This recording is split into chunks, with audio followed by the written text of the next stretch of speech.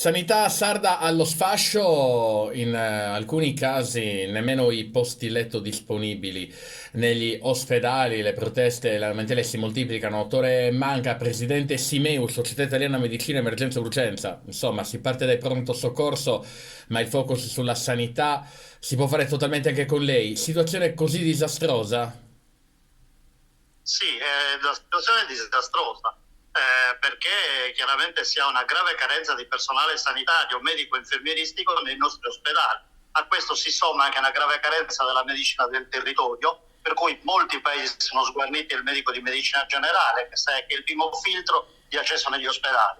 Per cui si ha un iperafflusso di persone all'interno degli ospedali, accentuati in questo periodo anche dal periodo turistico, quindi dal aumentato numero di turisti che chiaramente si rivolgono ai servizi di pronto soccorso.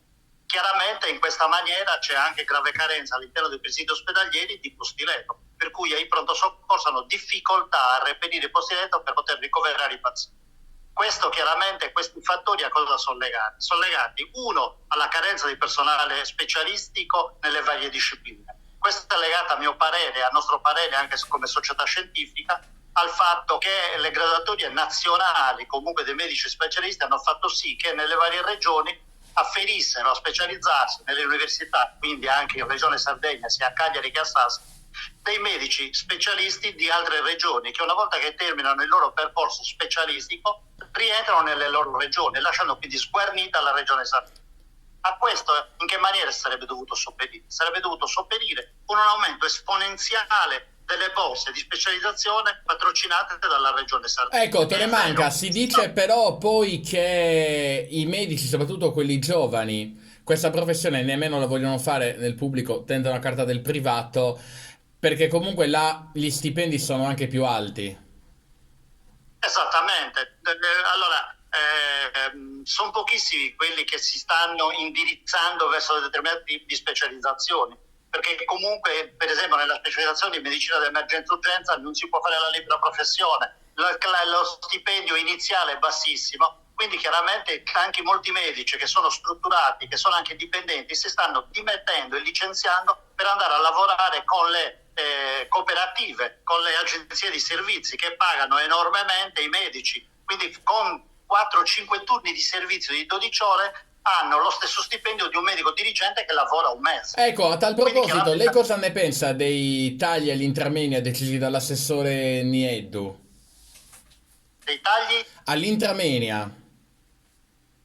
Guardi, i tagli all'intramenia secondo me, a parte che è una cosa, dal punto di vista normativo, a mio parere non è una cosa fattibile, perché comunque un assessore regionale non può modificare una normativa contrattuale. E secondo luogo la intramenia non è quello che ha creato problemi, assolutamente, anzi, l'intramenia riduce le liste d'attesa. È vero, in ultimo, che i sardi che possono permetterselo, quindi vanno a curarsi fuori, però chi non ha le possibilità economiche resta in Sardegna e soffre e rischia anche gravi conseguenze? Certo, la sanità in Sardegna è in un periodo veramente di difficoltà oggettiva, per cui chiaramente anche andare fuori Sardegna è una cosa che costa enormemente.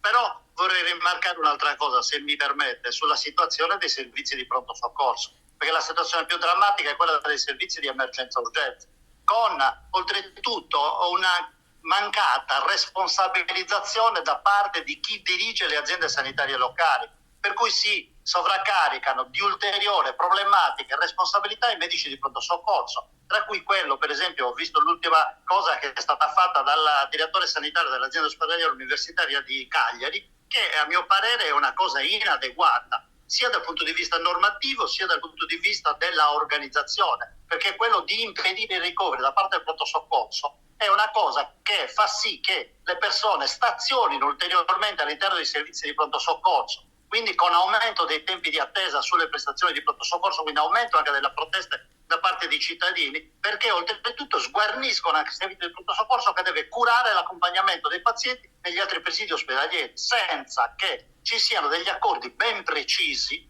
che sono quelli di fare dei percorsi e di prendere accordi con gli altri presidi ospedalieri sulla accettazione dei pazienti. Questa è una cosa, a mio parere e a nostro parere, è gravissima.